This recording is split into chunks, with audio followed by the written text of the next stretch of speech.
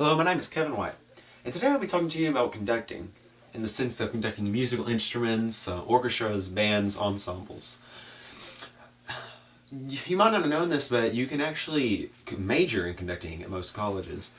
You can also receive scholarships for being a drum major.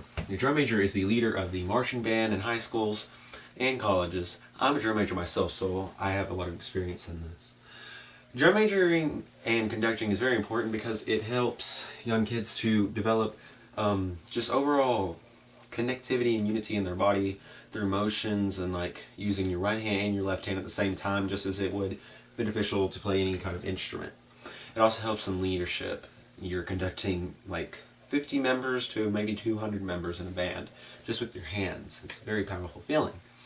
Today I'll be talking about 3 parts to conducting. First is the basics, time signature, and dynamics and cues. First thing I'll be talking about is the basics. In conducting, you have something called an ictus. The ictus is the point of concentration for your conducting, where the beat is. So it's what they look at to see what the tempo is. For this demonstration, I'll be using a music stand that you can find in any band room, and this is really beneficial to help you work on your ictus. You want a flat plane so that you can work on hitting it, and hitting it every single time. Each downbeat hitting that same plane, with a little bit of a bounce, as you can see. A little bit of a bounce. So this is called the downbeat. 1, 1, 1. Starts on 1 every time. So from going to that, doing more with that, we can start talking about time signatures. Time signatures show how many beats are in a measure of music. So the most common one is 4/4. 4/4 means there's 4 beats to a measure. How to conduct 4/4 is going 1, 2, 3, 4. Down, in, out, up. Down, in, out, up. That's the most common one you'll use, and it's one of the most easiest ones.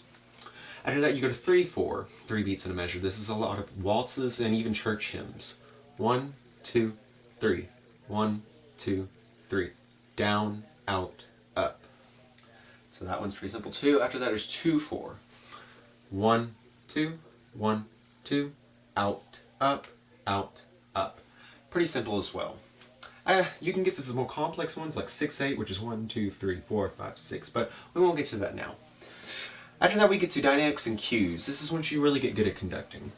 Common things for dynamics are crescendos and decrescendos. A crescendo is when the music gets louder. To cue that, you just go from here, out, going up and out.